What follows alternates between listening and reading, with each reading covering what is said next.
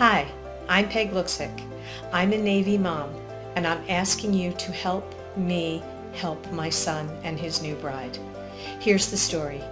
My son is a Navy chief who has defended this country for more than 13 years. He's part of the nuclear sub force.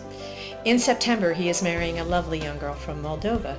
Last spring, her parents, who still live in Moldova, applied for a visitor visa so they could attend the wedding. They were denied. We were surprised. So I contacted my congressman to see if we could get some information. All we were told was that they didn't meet the standards of either property or employment or family. No specifics on which one they didn't meet or why they didn't meet it. And we were also told that all of the information was destroyed after the interview, so we just had to trust the judgment of the bureaucrat that they didn't meet somehow the standard. They don't speak English, so I thought perhaps they didn't understand the process.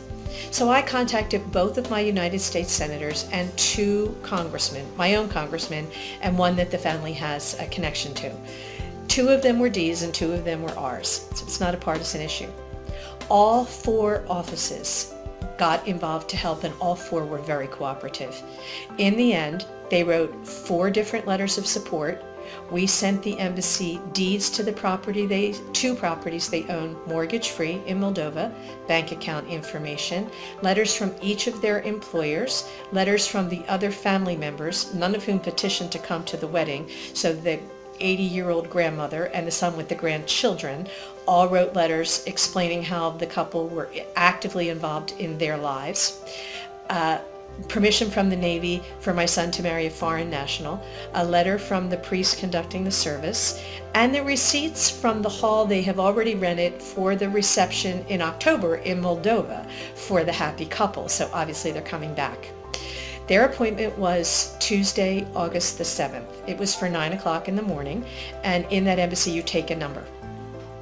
Their number was skipped, and they were made to sit there for several hours until they were the last ones seen.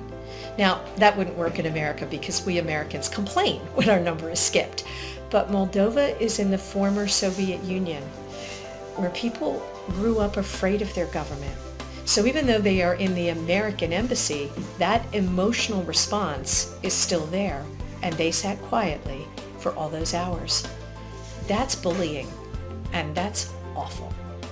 When they were finally seen last, the first question was, well, I already told you no, so what changed that you're back? And the second question was, do you personally know these United States senators who wrote on your behalf? What possible difference could that make? The outcome remained the same. The unelected bureaucrat said, no, I've decided this isn't good enough. And again, the legislative offices were given a generic letter saying they didn't meet the standards, not which one of the 3 they didn't prove, not how were they deficient, just in the judgment of that one bureaucrat, you're not good enough. And they're also told there's no appeal, there's no recourse, and there's no way to hold the bureaucrat accountable because remember, all the information is destroyed. So you just have to trust their judgment.